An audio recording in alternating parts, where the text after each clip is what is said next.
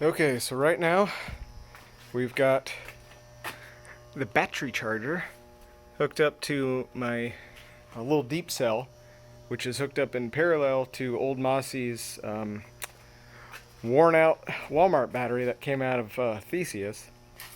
And she cycled down to dead, so I'm having to hook it up with that battery in parallel to get the charger to bypass its safety feature and stick enough juice into that to recharge it. So this thing reads like 10.7 volts, and that one's sitting at like 12.5 volts. This is that little deep cell I have down in there. A friend of mine gave me that when he moved. He also gave me a trolling motor with it.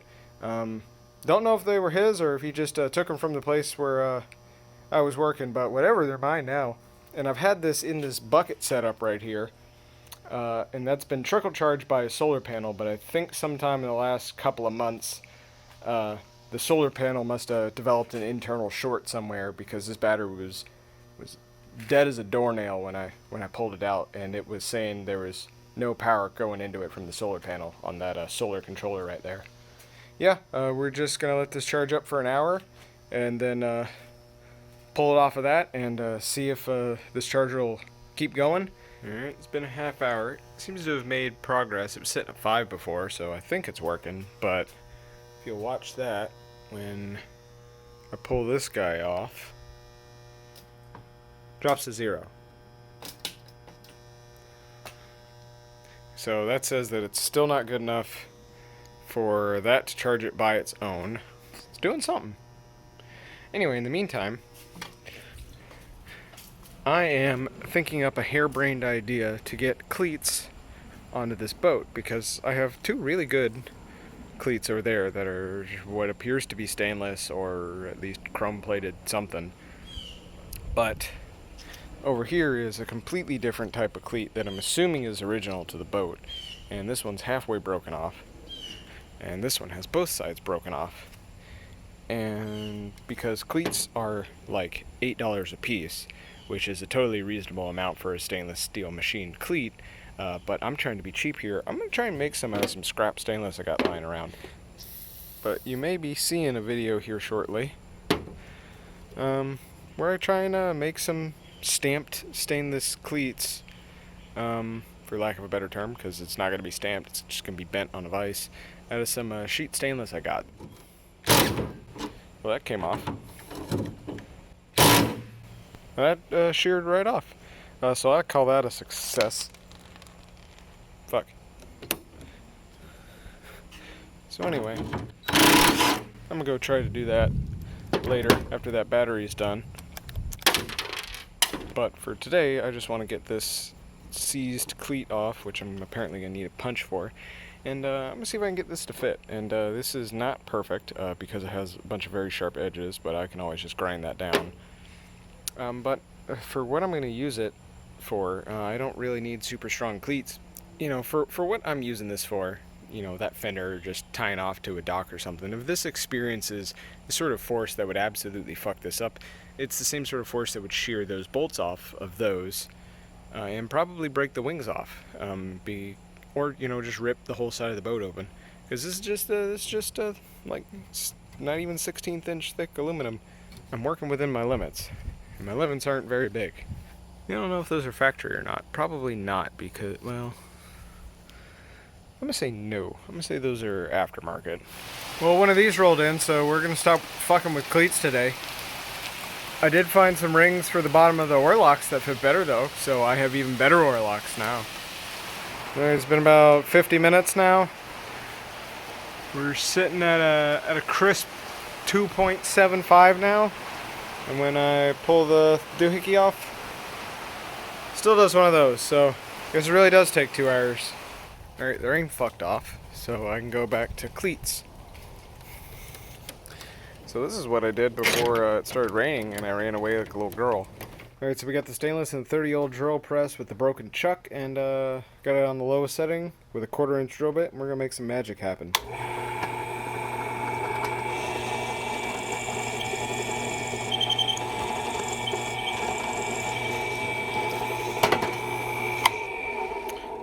Alright, we made a hole happen. Alright, well, we seem to be at a 1/4-inch bolts, but I got one of whatever the fuck this is, and we're gonna make that work for now. And I haven't fit anything yet, but we're just gonna say it works. Alright, it didn't fit, so I walled that hole out, and I also rounded the corners off. So when I'm too lazy to take this off, I don't regret it. There, and that's some kind of cleat. And that's not terribly sharp, and rock solid. That'll work for now, except I need to replace that bolt because I have no idea what that is. It's like some sort of molly or something. But that was the only other 1/4-inch bolt I had lying around at the right length, so that's what we're gonna go with. Oh yeah, and I got rings for my oar locks, so now the oar locks work for the oars I don't have. It's been close to 2 hours now. Still nothing. Well, it says the car battery's 13.5, so it's totally charged. And this guy down here, and the voltage is 11. So this thing should be giving it juice, but it's not. Oh, maybe the battery's dead. My barometer is, I'm going to test it on the motor because I have no idea if this starter works. So I'm going to pull it out here and I'm going to see if it gets the motor to crank. I'm assuming it won't since it has no amperage. And then we'll try the car battery. Alright, motor's hooked up. Let's see if it makes a noise. Nothing. Let's try the car battery. Alright, hopefully this doesn't blow up the motor. Huh. I think the starter just doesn't work. Oh wait, never mind, I'm an idiot. I forgot there's a button. Let's press that button.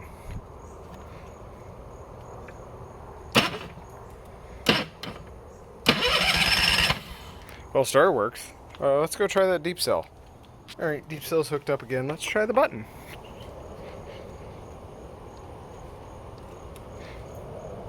Nothing. Think I'm gonna put that back on? I guess. Let it go for another hour and then check it. I don't want to overcharge that anymore. It's already at 13.5, but I don't really got another option at the moment. And just look at that right there. Isn't that just beautiful? Totally handsome and not horrific and ugly at all. And with a little more blood, sweat, and tears, I made another cleat. This is the original design I wanted to try and do. And that'll work, but it's ugly. It's not terribly pointy though, so that's a good thing. Totally stainless except for all the hardware, because that's the important part. Second day, round 2. I freed the deep cell from its connects and bucket prison, and we're just getting a look at what exactly it is. It's 35 amp hours. That's I think like 70 cold cranking amps, and we're just gonna slap it back up and do it for another 2 hours. She's reading about 10.8 volts, and she's reading about 12.8 volts. So that went down about 3/4 of a volt, and that one went down about the same. So it took charge. I was going to check the amperage, but this thing only does 10 amps, and I thought, whatever, fuck, I'll try it anyway. So I tried to take the amps of that thing, and did one of those, and all the hair stood up on my head, and tensed up there for a split second. So yeah, that's unfused. Don't do that. That was stupid. I almost killed that voltmeter. But anyway, we're gonna put some juice in it. All right. So right out the gate, it's starting at about 3. It's going down quickly, I think. It was like 3.75 when I pulled out my phone, and then it was like 3 when I started filming, and now it's already about 2.5. So it's putting volts in it quickly, and hopefully we don't boil my lead acid.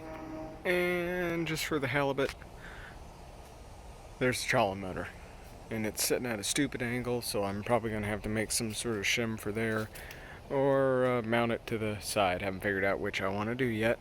But got it on there for now, just as a placeholder, and that just looks stupid. Doesn't really feel too much better. But we're just gonna leave it like that. Well, she's measuring 12 and a half now. So, and this is measuring 13.6. So, I'm just gonna say it's done. And, we're gonna make an attempt to see if we can crank the boat motor with it. And if the boat motor turns over, then I'm gonna say it's still good. Well, she clocked out at 12.5, so she's taking a charge. So I just hooked that up to the boat and cranked it over a dozen times, and that brought that back down into the 12s. So we've got to hook back up, and we're going to let it run for another hour. Well, it's just coming down like tits and dicks now. It's that time of the year where it rains every day for no fucking reason. So we're just going to take this bad boy off charge and see what it's showing. Oh, I think it's actually charging. I can't really hear. I think it's charging now on its own. We'll pull one of these off and see if it makes a difference. Well, it did. Try that one more time.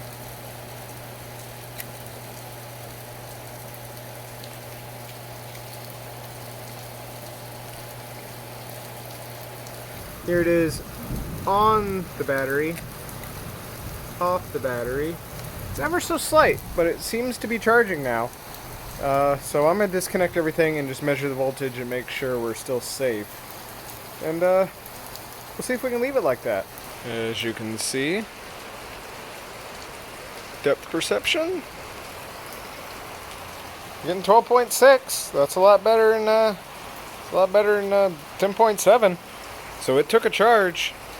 It's just this charger doesn't like it, probably because it's only 70 cold cranking amps, and this is designed to get bigger fish than that.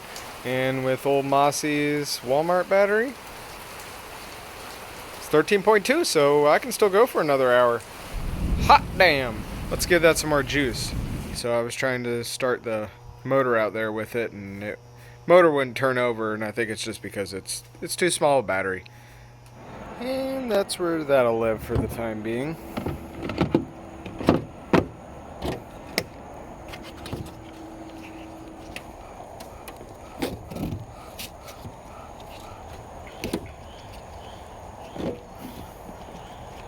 Today's the day.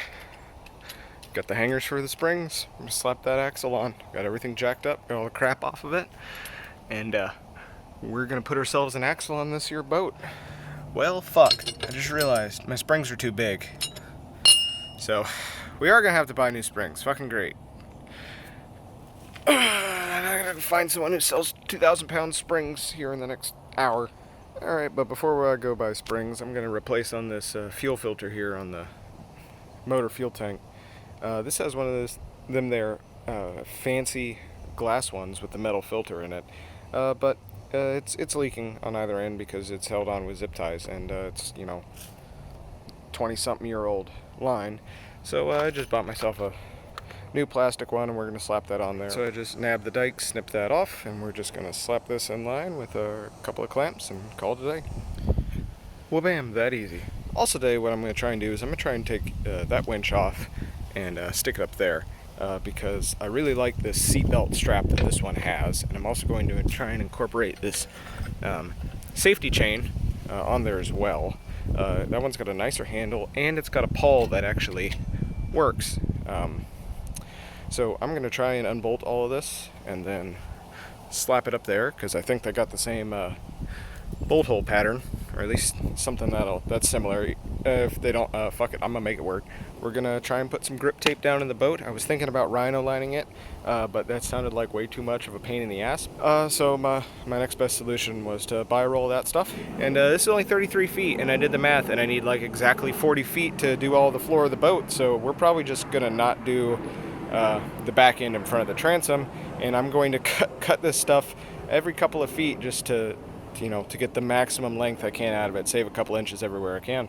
Also, I got this fish ruler from DNR a couple years ago, and we're gonna try and fit that on the boat somewhere. It's 36 inches, so don't know where we're gonna put it, but we'll find a place. Today we're also going to try and move the trawling motor over here. I'd rather have it over here, but it covers up the hin, which I think is a no-no.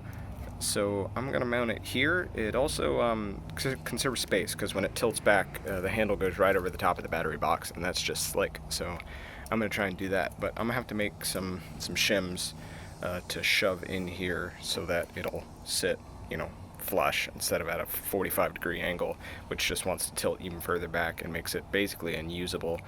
Also, I added wires to the battery box, and it's got 1/4-inch eyelets on the inside. You'll just have to believe me, that hook up to the deep cell. And I got these out here, which are wrong, but that'll let the little clippies hook to it. It's got a background anyway, so who gives a shit. Alright, back to Northern Tool. They got 3,000 pound springs for $30, so we're gonna go with that.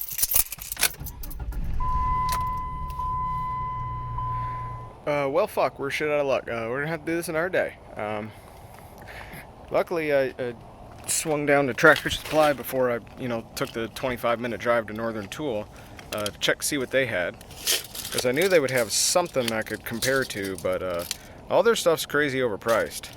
And turns out I got a weird size leaf spring, and neither Northern Tool nor Tractor Supply keep anything in stock that is the right size. Because I noticed there were 2 different length springs there, and I went, oh yeah, I never checked that. And as you can see there, it's a 21.5-inch spring, and it's a round-eyed, open-eye slipper spring. I was just going to get 2 round eyes, because why not? So yeah, this one's too tall to use as is. It's also too heavy. So looks like I'm going to have to get to shopping, and I'm going to need to find myself a set of 21.5-inch 1,000-pound open-eye slipper springs. Alright, so we practiced the old mathletics again, and currently, the way this is sitting, if I were to undersling the axle, it'll be 2 inches higher, which puts the back end at 20, but I also just realized that the whole thing is bowed like that, so I get a little bit more down on the back than I should, just because that's all bent like. But it's not as much as I want, but it is tolerable. So that'd put the back at about 20, because it'd sit 2 inches higher than the top of that spring. However, if I go with an overslung, I think I have plenty of room for that, and it'll set me about 1 inch above that spring, and the whole trailer will go down about 1/2 inch from where it's sitting, which I think is really good. And once I get in here and start poculating around, that only gives me 1 inch clearance on the diagonal to that spindle, which I don't like. But I can always just pull that nut or zip them off. I'm gonna try to do underslung, because when I put new springs on this, they should be 2 leafs, so it should be sitting right there. And then it's still got to go up another 2 inches, because it'll be 10 inches from the concrete to the hub center, which will be about 1 inch lower than 2 leaves here, which puts it right at the bottom of this. So it needs to be 10 from the bottom of this to here, which still adds 2 inches, which I'll have to raise that up 2 inches, which will make this level, which is not really what I want. And I also can't change the drop down on my trailer hitch because I have a Jeep and I have a spare tire on the back, so I have to have some amount of drop down. However, if we go overslung, then it'll set me 1 inch above this, and then everything will drop down just a smidge. And that'll be perfect. It'll be sitting just like this, which is what I want. I don't have quite as much clearance for the motor, and that's probably going to be the deciding factor at the very end, but I think it'll be more stable if I do overslung. That's all just conjecture right now, because I still gotta buy springs, and I don't know what I'm gonna get. I'm also packing some more of the right wrong grease into here. And this is a totally different type of grease, so shows you how much I actually give a shit about this. Ran out of the 40-year-old lithium, so this is some whatever the hell this is. This looks moly based. Should be fine though. Ooh, I can do this. Ugh. Oh, that doesn't really work that well. Well, it always seems that when I use a grease gun and I'm prepared for it to fail, it works flawlessly, and when I think it's going to work just fine, I get grease absolutely everywhere, and this is one of the priors.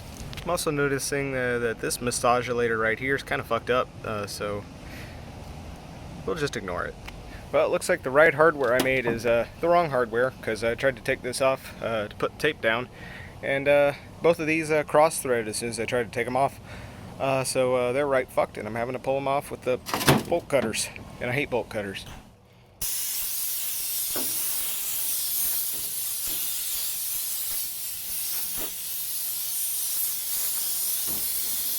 So I'm using the air compressor to blow all the garbage that has collected in here over the last week out, so that I can lay the grip tape. And I just did some more arithmetic alchemy, and it's 24 inches to do the front, plus or minus, 15 for this section, 13, 13, and 13, and when I multiply all that by 5, it comes out to 32 and a half feet, and that's a 33-foot roll.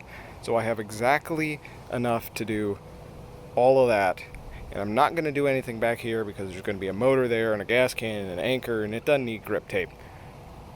So I'm just putting it up here so that I have something to exfoliate my soles while I'm out fishing. There's the first section done with grip tape, and my whole philosophy with this is I'm trying to not permanently attach any more crap to the bottom of this boat. I was originally thinking about rhino lining, but then the more I looked into that, the more of a pain in the ass it looked to be, and it seemed pretty expensive, and it didn't really offer too much grip, and I don't know how well it was going to hold up in a marine environment. With this, you know, it was like 18 bucks for that roll, and you know, this is super grippy, so that'll be perfect. The only issue is that it's black, so it'll heat up, but you know, this is an aluminum john boat in direct contact with water, so conduction of heat shouldn't be that big of a problem, and you know, I'm tough. I'll get over it. And the other thing is, if I were to rhino line this, not only would I get crap in all of these drain channels, which already don't drain too well, which is why I keep that stainless steel rod in here for cleaning those out, but you know, I fully expect to have to replace rivets, and if I put, you know, rhino lining down in here, there's no way I'm getting in here to replace rivets, and I'm gonna have to, you know, cut all the rhino lining off every rivet, and I have to pull one of these things. It'll be a nightmare. So other than that, you know, I'm just gonna put down tape. Faster, cheaper, allows me to service all the rivets because I expect to have to fix some. Anyway, so I'm going to do all 15 of these 13-inch ones, and I'm saving that for last, because I don't know if I want to do the whole distance. I think 24 inches is right there. You know, I might do, you know, 20. If I do 20, that might save me a little bit extra. Might be left over with, I think, like 2.5, 3 foot, and I might be able to do, you know, just a little couple of strips back here. We'll see. One more row done.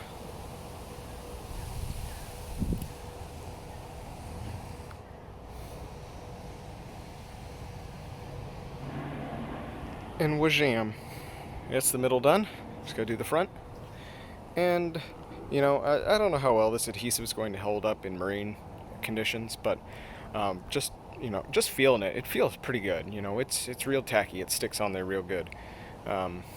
So I'm hoping that's going to stick pretty good. It's designed to stick to, like, you know, concrete, you know, out in the elements for an indefinite period of time. So I'm hoping it'll stick to clean aluminum, you know, fairly well. And if not, you know, it's 18 bucks. I'll try it again. And if it doesn't work after that, I'm just going to get a jug of epoxy, mix some play sand in it, and we'll just paint stripes down each of these. And, you know, that's not going to come off, and that'll be nice and abrasive. Well, 22 inches is looking like a good amount. Definitely don't want to do any more than that. But I might go down to 20. I don't know yet. I might do a little cutout for the battery box as well. Seems kind of a shame to put it underneath that. But then if I get rid of the box, then I do want it there. So yeah, I'm going to do it underneath it as well. But I'm going to flex the old math muscles a bit more and just try and see if I can squeak out just enough to do the back as well, because if I can, I will shrink this down in order to do that. So I went with 21 inches up here, and that's pretty good. That's about where I want it. That worked out too, because if I would have done it any longer, it would have started hitting it, which I didn't intend. So that leaves me with a 22-inch piece at the very end, and I think I'm going to split that into thirds, and then do one there, one there, and one there. I don't want to put any on that side because I'm going to put the gas can there, and it's a plastic gas can. The last thing I want is a plastic gas can sitting on top of, you know, quartz abrasive while it does this continuously. Instead, I'm going to put all this stuff over here because anyway, I'm going to be sitting here anyway, so if I turn around to do something on the boat, that'll give me a little extra grip, even though I don't really need it because this Bondo is pretty abrasive. Also, it's not Bondo. I think that's just Yield in 5200 because I sprayed some brake clean on it and it started to melt a little bit.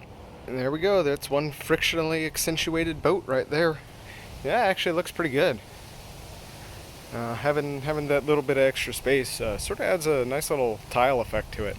I like that, which is bad because nothing else on this boat looks good. So we're gonna have to do something about that. And my plan for that is to add the most important part of any boat, the fishometer, which we're gonna slap right here across this seat. Bam! So we're gonna put that right there. So there's the old fishometer installed, and the flies are already gathering around, giving it a sniff because I even went through the effort of cleaning this up with some isopropyl alcohol. And anytime those flies smell alcohol out here, they climb in it and die because I always end up with, you know, a good half dozen in my bourbon. So now we have a metric with which to believably lie about the size of the fish we catch. All right, so I pulled the old springs off, and they have a 21 3/4 inch length. So 21 3/4 or something ever so slightly longer should work.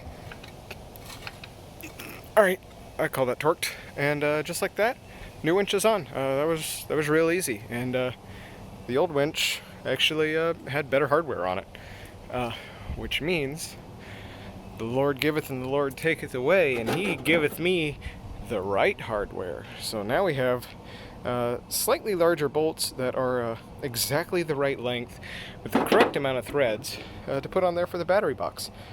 I just need to slap them on the wire wheel for a second, put a little bit of grease on them, and bore those holes out to, I think those are 3/8, and we're going to send them.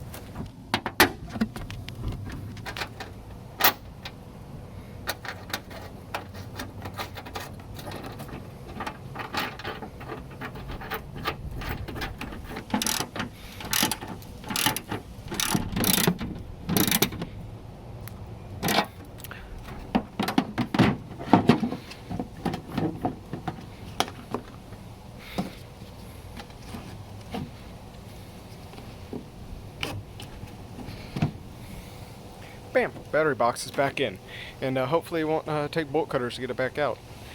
So I bored this out to 15-30 seconds, and that gives me just enough clearance to mount the safety chain as well, which I think might be like an inch too short, but we'll see. I would have mounted it further forward, but you know, I can't really get to the other side of the bolt, you know, unless I totally take this off, and I just didn't feel like doing that. Good Lord, I tell you, it has rained every single afternoon this week, you know, and with the exception of 2 days ago, it hasn't rained worth a piss. Alright, well, here's my ad hoc solution, which is, I think that's a 3/4 inch piece of wood, and cut it 2.5 inches, then cut a 22.5 inch slice off of one end, and made it 3.5 wide, and you set it down on there, and that'll bring this right flush to the bow of the boat, and then you can torque it down and set it at whatever angle you want. Alright, and there we go. I tried to shim some wood under here, but all that seemed to do was just make it pitch out, and then anytime I rocked this it fell out. So we're just going to go with this, unless I think of something better. And I think I need to take this guy, stick her there maybe? Not really sure. I need to tie that off to something over here too so it doesn't go away, because the deten's dead on it, but that's where I want that to be. Now I probably got 5 minutes before it starts raining, so I'm gonna put this back on the trailer.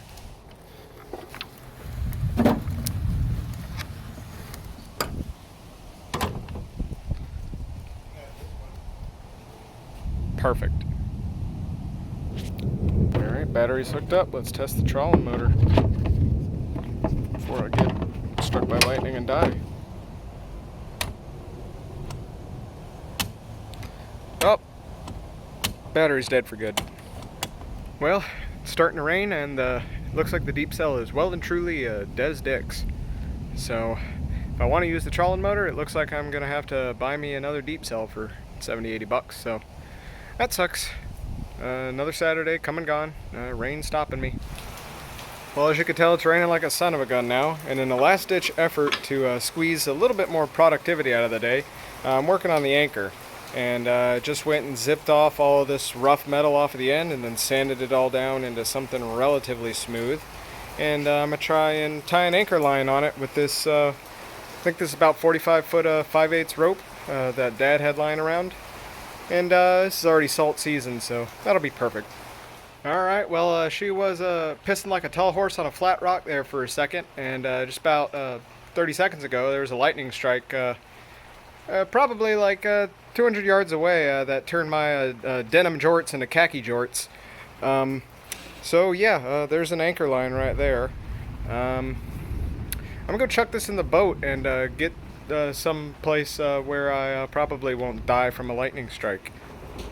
That's another weekend down. Hopefully there'll be axle on the ground next week or the week after next, and I can actually haul this boat somewhere and try and put it in the water.